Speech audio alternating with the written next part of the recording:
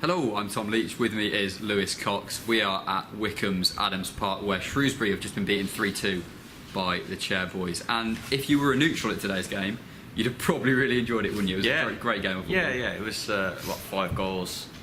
Great story in the first half with the 3 players scoring against former sides. If you're a Town fan, it's a disappointment. But if you're a neutral, it was a decent game, cracking game, really. Some fantastic goals as well. Yeah, sadly, mostly on their side. Great goals. I would say, aside from the 5 goals, there weren't that many chances. No. Like, neither keeper was so busy, but teams put the chances away, didn't they? And that's a positive for Town today. They scored twice, and at least while under their best, they pushed Wycombe, who were good here. 5 wins in a row here, pushed them pretty far. Yeah, I thought they looked pretty leggy today. A lot of fans I spoke to outside agreed that Town looked pretty tired. Do you think? Yeah, the fact that they've gone a few games now without making any changes, apart from the Checkatrade Trophy, and obviously quite a lot of fixtures, is it catching up with them? Yeah, I think that's the message from here, isn't it? The overriding story. Is it a step too far? Possibly. Danny Coyne was pretty coy on that. He said possibly a factor. Matt Sadler less so. They were clearly not at their energy levels of Salford on Wednesday, or maybe Rochdale in the league last weekend, or so on, that they have been under Danny Coyne. They played Wednesday night and it's now Saturday. They played less than 72 hours ago. Yeah. And Wycombe had no midweek game. That's like a big factor, clearly. But I don't think the legginess played a part in the 3 goals. They were poor goals. Danny Coyne's not happy with them. Neither was Sadler. I spoke to him as well. Second phases of set pieces, I think both were corners. You've got the first head on corners, but not cleared them. Elab's strike was good. Jacobson's strike was I think 2 of the goals, a worldie. It felt for me, there was sort of a pattern throughout the whole game of, it felt a little bit like Shrewsbury were struggling to get the ball away, more so than they normally do. But I mean, the first 2 Wycombe goals, one of them, he's took it on the chest and he struck it brilliantly, and there's probably no saving that. And then Joe Jacobson's goal is going to be probably the goal of the day. If you look back on all the fixtures in the Football League, it was fantastic today. I think you just got to, if they're great strikes, you just got to stop them happening when you're getting out to them. And that's where Town fatigue. We talked about being leggy and not at their energy levels, pressing and so on, and breaking quickly, but maybe mental fatigue as well, not to switch on to pick up. I don't know. Hectic schedule, and not a concerning thing, but a fact is it's getting no easier. Tuesday night they're going again in a massive league game at the Meadow against Plymouth. Does it now become time to switch things up and change a few? Because excluding the Checkatrade crew, it's the same 11 for 4 games in a row, I believe. We're amid a run of 3 games in 6 days.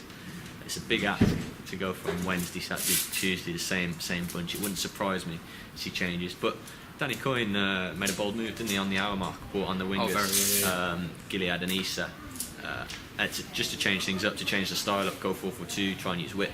Didn't really work.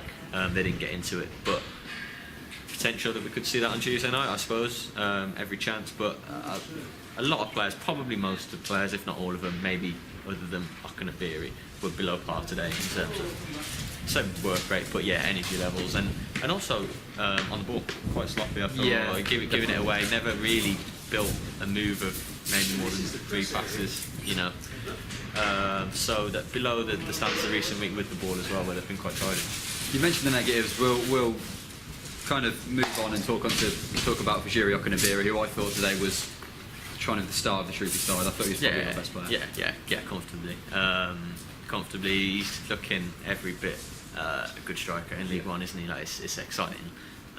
Pace, direct, finishing, poaching. 4 goals in 3 games, 7 for the season, top scorer, starting to score in the league now. Finished that late goal really well to make it 3-2 from Norman's pass. There were 17 minutes to go, and Town could have rallied, but I think it was just a step beyond them. But Fajiri, great cross for Aaron Amadi-Holloway after just 3 minutes. He's looking like he's got a bit of everything, really. I think he's the one that definitely has to stay in the team at the moment, certainly going forward. I think there's scope to maybe get a Lenny in for an Amadi-Holloway, or Lee Angol's totally frozen out, isn't he? He's not even in the 18. Or do you change the system and pack the midfield further, use 5, use width and play Fajiri on his own? That's something that was said by one fan outside the ground. He wanted to see us go back to a 5 in midfield.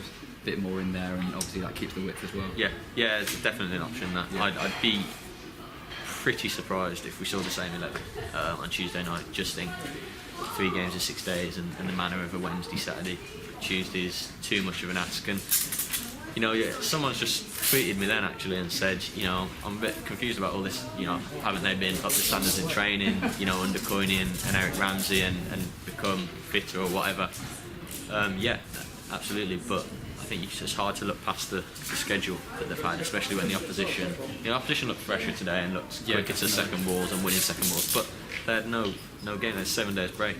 Big difference. Can't use it as an excuse too much because the manner of the goals was sloppy and maybe mentally switched off today, Town, but just below their standards. I think all around. Right, just to round off then, we can't really do a video talking about Shrewsbury Town, a club without a permanent manager, without talking about exactly that. Any new news over the last kind of 72 hours? Yeah, well, obviously reported today that I understand Wrexham boss Sam Ricketts has distanced himself from the position. He's been a bit of a front runner, hasn't he, with the bookies, a bit of a favourite, sort of fits Brian Caldwell Shrewsbury Town blueprint in what they want. Not too clear really whether Shrewsbury made that approach they need to make to Wrexham, although I was told earlier in the week they hadn't. But as I understand it, as I put in the story, he's committed to his job at the racecourse. I haven't seen how they've gone today actually, but I think they were second or third before kick-off and doing a great job, and apparently he wants to see that out there rather than making a switch. So it's one sort of swiped off that's been a front runner really. Of course, there's mention of Jimmy Floyd, Hasselbank, former Burton, QPR, Northampton.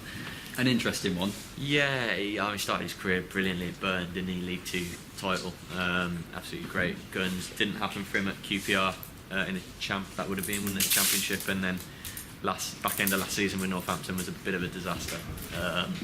Didn't manage to aid the Cobblers. In fact, went the other way. He pretty much set them down, didn't they? And got rid of him in April, and he's desperate to get back in, obviously, and understand he's applied for it. So it's a different name, big name. Has he got another League One job in him now? You'd say probably not, but because of his name, maybe. One to look at. We heard from Brian Caldwell yesterday saying that they've got it down to a short list of a few. Expect things to ramp up now this week. You'd think certainly, maybe if not before Plymouth, later on this week, interviews may start. The names we mentioned earlier, like a Darren Ferguson, that hasn't yet really been ruled out as far as we're aware. Mike Flynn at Newport, Michael Flynn is still. But in my eyes, probably the front runner in terms of people that we haven't sort of discounted. I think he's done a great job there, and sort of didn't pull himself out of the running, did he? So it'll be interesting to see if there's any mileage in that one. But yeah, a couple of new names, and it doesn't look like it's going to be Ricketts. There we go. So a disappointing result for Shrewsbury today. For the rest of the coverage, make sure you check it out on ShropshireStar.com.